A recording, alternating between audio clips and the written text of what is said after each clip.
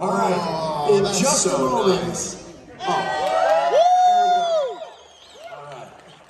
Green hats. Let's go! Hi, everybody. So, 20 candles. Second stage is cake. Where's Ernesto? I'm right here. So, Ernesto is Magic. the MC of this party. So guys, if you have a question, put your hand up. We're gonna do a little Q&A for 20 minutes, and we're gonna take some group pictures. First question right here in front of me. All right, hey guys. I just want you guys, first off, I want to thank you guys for doing this. And your music has meant a lot, and I think everybody here agrees how, I don't even know if you guys can understand how much your music really does mean to everybody here. So thank you for that. But Claudia, I have a question for you.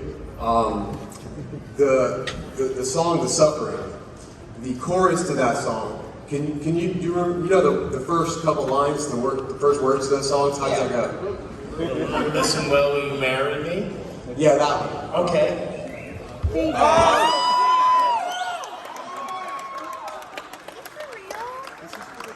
Yes, this is free. And yes, that is real.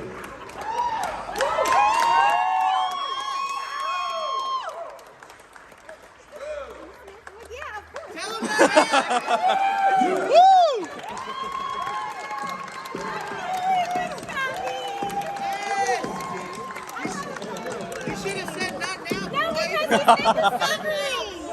It's because you said the suffering. That was great, guys. I just hope that was a lifesaver that you gave her. You slept on it for a week. Fit on her.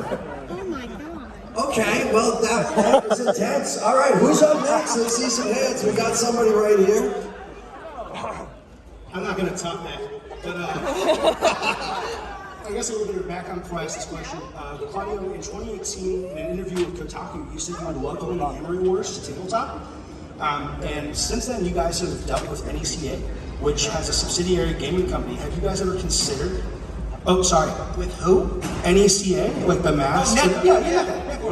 Have you guys ever considered bringing the Emery Wars to any like gaming properties, like the ones WizKids has under NECA, or any others? Yeah, I mean, at one point we were sort of working on something, but it kind of fell apart.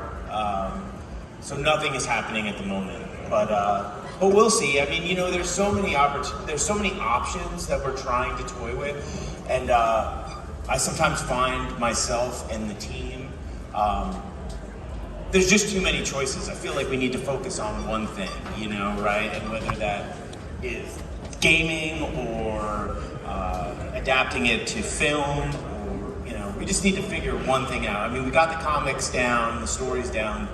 If we're gonna start to move out of that and into another medium, I think we gotta stay focused. So, Okay, thank you. Eventually. Good question. All right. Hey guys. Hey, Dad. Well, first off, congratulations on 20 years of amazing music. And Zach, 10 years with the band. We love you, man. This question is for all you guys.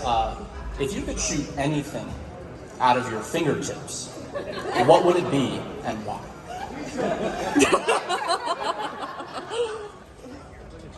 I want to be useful with this. Give me a second. I honestly would probably pick cereal. I sometimes daydream about like a futuristic world where like I don't have to leave the bed for cereal. I can just hit a button and like the whole world is connected with tubes, and like the cereal company just like tube sends me some Cinnamon Toast Crunch, Captain, whatever I want. And everything else is hooked up to it too. You get like some fast food or healthy food, whatever you want. It's like, and it's just like, it creates a lot of jobs for the economy too, because we got to get these tubes going, you know? This is the shit I think about. It's a lot of wasted thoughts. Mine didn't have anything to do with tubes, but it's funny that the first thing I thought of was also food. It would be ice cream. Which is, I don't know why. I could have picked something that would be useful for like humanity or people, but I pick ice cream. That was the first thing that popped into my head. We can end world hunger. We got it. I think I'd probably, I don't know how to describe it, but something that just diffuses situations that feel uncomfortable. You know? Like anything, or like, if there's like conflict that feels like it's gonna escalate to the point of like, violence, you just kind of just kill it, Vibe diffuser. I just make it, it wouldn't be less shooting it out as pulling it like magnetic. And I would live around everything having a magnetic. So it'd be lazy. I would be able to just go, get my shit, Yeah. That's so good. it's selfish. That was very nice. Everybody else is selfish. I got the magnets. How about down on this side? Let's get somebody. All right, guys, 20 years, it's going to be 10 albums. What challenges do you guys face with coming up with new songs and new albums, but then keeping them different, but then they're still Coheed? It's a good question. Well, trying to get the guy to like some riffs. There, that's what I got.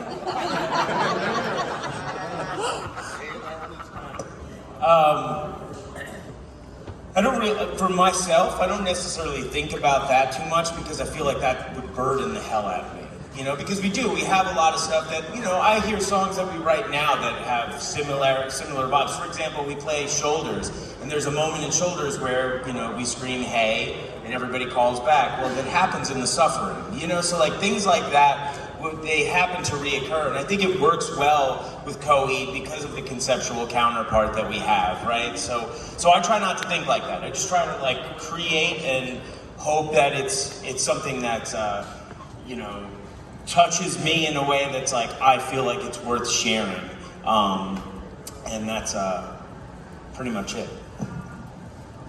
We're just going down the line. I think the key. So the question was different, yeah. So no matter what, like I think all these different things as you grow will inspire you, and I think with all of us, whatever inspires us, it ultimately will come out through our own personal lens. So I think that kind of keeps some kind of continuity, maybe. As you kind of move forward. So I think it's kind of almost inevitable to sound like yourself while you explore new things. What all these guys said, all very good answers, and I think it's probably worth mentioning briefly that when we have such an extensive catalog, I'd say the challenge is that you can't always go back to the same well, very in line with what Zach was saying. And that's true for all of us, for everybody who's writing for their instruments and their parts. It's like you're constantly trying to broaden your own home base, if you will. And that can be challenging, but out of those challenges, the byproduct of that is, I think of a song like Rise, which is like, to me, like a really kind of shining, or a song like Evagria, which was totally different for us. That was a song that had been worked on with other drummers, and maybe people, I don't want to say anything mean, people maybe weren't quite feeling it as much, and we had this kind of Latin rhythm, and it took on this whole new shape. That was from the challenge of not just doing the same old shit, which I think is kind of the badge of honor of Coheed and Cambria. And Claudio has set such a wide, eclectic window, it does feel like we can kind of go anywhere. And that makes me feel just so fucking lucky to be here and to be a drummer and to get to express myself so powerfully. So I hope that answers it. That was a fire answer. All right. Now over here, house right, we have another question. Hey guys, great to see you. This is my first ever Coheed show, so I'm super happy. Welcome. Thank you. Welcome home. I got a short two-part question for my man Josh. What's up? I also play the drums, and I learned to play in middle school right around the time Good Apollo 1 came out. So it was a very formative album for me to play along to your drum parts and the tracks as a whole. In particular, I love playing along to Crossing the Frame. I like the way it lines up with the vocals and everything. I'm wondering if there's a song that you were really proud of the way that the drum part came out in the studio on any album, or multiple songs. Yeah, well, we'll stick to Good Apollo 1. I mean, So, second stage was made in a bedroom in 6 days, 5 days. 5 days going in at like noon and ending at 4 p.m. It was it was his bedroom in his parents' house. That's where we made that record, which was awesome. I wouldn't change a thing about it. In Keeping Secrets was kind of our first time holing up in the studio making a record. And these albums had achieved like, you know, it was beyond our wildest dreams. Good Apollo, the shit was on. It was serious. Strings, you want string sections? Here's string sections. You want, you know, it was like the scope of it. So when you ask what I'm proud of, the whole record, I thought we really knocked it out of the park. It was the first time in my career that I sat down with the CDR from the studio and said, holy shit, we did it. Specifically, I mean, Fuel for the Feeding End, obviously, shit is dope. I love that one, but really the whole record. I forget the names of our own songs. Track 4, what's the name of that song? The Righty Rider, yeah. I know the name of that song, it just escaped. We have a fucking lot of songs, man. That one, it was delicate, and when Claudio had showed us like some of the demo stuff, I loved it so much. I mean, I was a fan of the song, it spoke to me, it resonated hard with me. And then you're in this position, well, how do I uplift this and not ruin this thing that like, most of those demos I thought were so good they could have just came out as their own Claudio and an acoustic guitar, and that's the challenge. Another song, Wake Up. How do I become a part of Wake Up? It's like a perfect song without me. And I tried to morph into Levon Helm. Every record I pretend I'm a few different drummers. I pretend I'm John Bonham on some songs, I pretend I'm Stuart Copeland on others, and then I pretend I'm Jerry Marotta or Harvey Sorgin, or drummers that grew up around us that might not be quite as famous, but have a laundry list of powerful credits. Played with Peter Gabriel, Crosby, Stills, and all kinds, Ani DeFranco, all kinds of cool stuff. He's a local drummer, and I kind of try to mimic those guys. What you said before, we view things through our own lens. It automatically becomes a piece of me. But I think that answers it. Those songs are the first ones that come to mind. Awesome. And the second part, real short, what kind of drumsticks do you use, and can I have one? Yeah, absolutely. Pro Mark, 5B, and I kind of play around sometimes. I don't want to bore everybody with this stuff, but I like the natural finish right now, but sometimes I go back to the glossy, and I do use the stick wrap. Like, it helps a lot. I saw Taylor Hawkins using it. Taylor's one of my favorite drummers. So I tried it, and now I'm like addicted to it. I can barely play without the stick wrap on there, but I'll grab you one right now, actually. Okay. All right. We got another question. If you guys right here could just part the way, we got a question down here. I just want to make sure the band can see. Why did you name Zoe Ambelina? What's that? Ambelina, why'd you name Ambelina? I can't remember. I just like the name. Isn't there another character close to Ambelina in the world? No? Thumbelina. Maybe like Thumbelina. Andrea? Yeah, I don't know. I have no answer for that question. It just kind of happened. Oh, yeah. Okay. Anyway, Well, I don't remember either. well, you've been the first person to stump these guys, so congratulations. All right, hold on. We got a question back here. I'm so nervous. This question's for Claudio.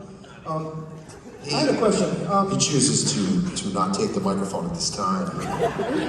So, okay. I had a question. So, when you were first growing up, we've all heard the story of how you got into music and how you like to play guitars.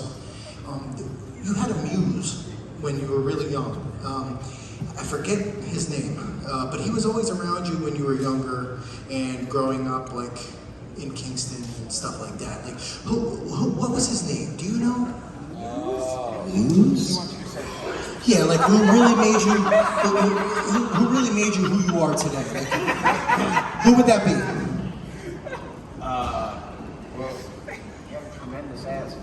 Yeah, he was really big, but he was the guy you told me, really large backside. His name was Mark Shishki? I remember that motherfucker. He had the booty power. He had the booty power. Shabooty power. He had the shabooty. Now everybody's gonna say that the band was named after your ass. So. All right, we got Welcome two to more that, questions, guys. We're gonna take it. Fantastic, Mark. All right, we're gonna go right here. Hi. Hey guys, I was just wondering what show growing up or maybe as an adult made the biggest impact on you? First big concert that I ever saw, which was Blind Melon, Soundgarden, and Neil Young with Booker T and the MGs. Still probably the best show I've ever seen in my life. Made me like, I hope to do this someday. When you said show, I thought you meant television. So Me too. Did you need TV? well, I'm giving you TV. I'm gonna say He-Man and the Masters of the Universe. Wait, is it TV shows? Is that what it's? Either one. At this point, either one. I don't know. Seinfeld, probably. That's what I'll bring it back to music, but I will say, I was deep into music. These guys went to like amazing shows as youngsters. You saw Pink Floyd on the Division Bell tour, and that show that you're talking about, that's insane. I didn't see the Division Bell. I know, but the book Neil Young with Blind Melon and Soundgarden, that's like out of control. I was into music, I was in bands, and we got dragged to the Beacon Theater to go see Reverend Al Green. I was 11 years old, which is also pretty flippin' cool. But I was 11. I don't think I really understood how cool. I enjoyed the shit out of the show, but they took us there because we were already in bands and recording, and it was like, we gotta take these kids to some shows. That same summer, we had tickets to go see Fish. And I wasn't allowed to go because I got grounded for doing some punk shit, which is very fitting for me, actually. But I'm always jealous when I hear of the shows these guys went to because they loved music. They would go see the shows. I kind of, you know, I feel like at that age I thought I'd have all these opportunities to do it while I was young, and I missed out on some really great ones. But I got to play some really great ones too, like Woodstock '94 and stuff. I mean, it was a pretty like wild memory. So I'd have to say Reverend Al Green. That was it. It really connected that this is what I want to do. So All right. that's my answer. And also Quantum Leap. They're remaking Quantum Leap. We went and saw those bands. You were in a band that was like, you were stealing golf carts and trying to give rides to the band members that were in that band, you know? He met Shannon, yeah, I know, but it's just cool. But I'm just giving props to that you were already doing it, son. You were doing it, son. What's up, guys? How are you?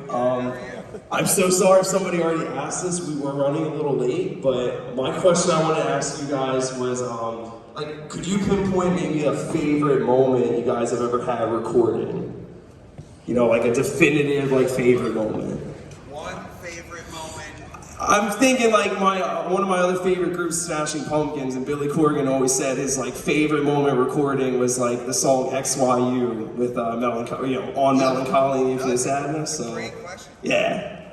That's a tough one, man. It really is. Like, I think that for me personally, there's been a lot of moments like that. I mean, when it kind of all gels and you cut something and everybody's like, yeah. You know, I mean, on the last record, I remember recording some guitars to the song True Ugly. And Josh had actually recorded some of it. It was an excited moment, and I could never find that video again. But yeah, I'll use that. It's hard to. Let me think about it. Yeah, I gotta think about how. I think my favorite moment was when we were making the Afterman, and because you know that was a big kind of time for me.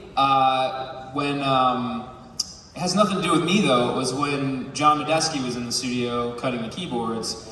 I've been a huge John Medeski fan since like I was probably 15, and I wasn't even supposed to be there that day. But Claude invited me because he knew that I dug Medeski. So I got to go and hang out and watch him. That was kind of a big moment for me. great answer. That's awesome. This is it's a really great question, but a really hard question. Each album, and it probably sounds somewhat cliche, but like each record is like a kid, but they're unique unto themselves. And you say we have a lot of records, but really we're coming up on 10. It's not that many, and each one is so like powerfully important. Every record has one of those moments. I have this thing that happens to me, like when we're connecting in the studio, I have to, this is so cheesy, but it's really true. Sometimes when that connection is happening, like I'll kind of almost tear up a little bit. I'm so moved by us getting along so well, and me and Carter jumping around in the studio like, that's it, and it's so exciting, but that happens every record. All of them, dude. Honestly, I wish I could, I'm really thinking, I wish I could pick one moment. Every record has a plethora of moments that move me powerfully, so it's impossible to pick one, every record. I don't know if I can follow that up. That was pretty good. But that's really true. Yeah. That's true. If I had to follow it up, I'd have to pick like a moment and get specific with the moment. Because Josh's answer was great. But I'm gonna say it's a bittersweet moment when we were doing No World for Tomorrow. Well, two. One was when I was cutting the vocals for Crowing, and my wife-to-be, well, at that time she wasn't, but she was in the loft area while I was cutting the vocals, so that was kind of interesting. But, so she could hear all the words without the music, which is a little odd. But doing No World for Tomorrow, so, you know, the band is like sort of at this point where we lose half of the members and we start to work with this producer named Nick Raskulinix, and Nick decides to get Taylor Hawkins to play drums on the record. And so it was the first time we left New York to make a record in LA. And so we did. And we were in the studio while the Foo Fighters were making their record. So Dave Grohl is next door mixing an album while, you know, we're cutting the tracks to ours. And so Taylor's there, and Taylor asks, hey, can a friend of mine come over and like hang? And I was like, yeah, sure. And so the friend happens to be Chad Smith, the drummer of the Chili Peppers. And so we're working on No World for Tomorrow. And again, I say bittersweet because, you know, we're working on this drum part, and Taylor for the chorus, and Taylor's doing something that's all his own, but, you know, I'm thinking I want it to be more familiar. I want it to sound more like Josh. And I asked Taylor, you know, to stay steady on the kick, which I think you don't do anymore. Almost every song. Well, in No World. I swear it's faster than the rest. I'm just trying to be funny. But anyway, so you know, we're debating whether or not it should be that way. And then Chad Smith sort of interjects and kind of sides with me to get Taylor to do it. And so it was just so wild. And I say bittersweet because, you know, yeah, we're missing half of the members of the band, you know, but here we are, Travis and I, like in this moment with these icons working on our record, you know, going outside to have a smoke break and sitting with Dave Grohl. It's like that kind of shit. It was like, wow, this is really wild that we're experiencing this. It's too bad that our friends can't, you know. What's that? Yeah. You can do this. Yeah, pretty funny. No, Come on, you can do it. No, it is. I never knew you noticed, honestly. Every night we played, I'm like, I was like, it's a good time. Dude, it's so fast. And I am. He notices. What's that? Oh, you did. I'm gonna use those fingers. I'm just kidding. Oh, we love each other. We have fun. All right. I think we've answered that question. If everyone could look over here, yeah, give them a round of applause. Fuck it, let's make some noise. All right. Okay, now everybody over here, get behind me, line up. We're gonna wrap around the venue, starting with me.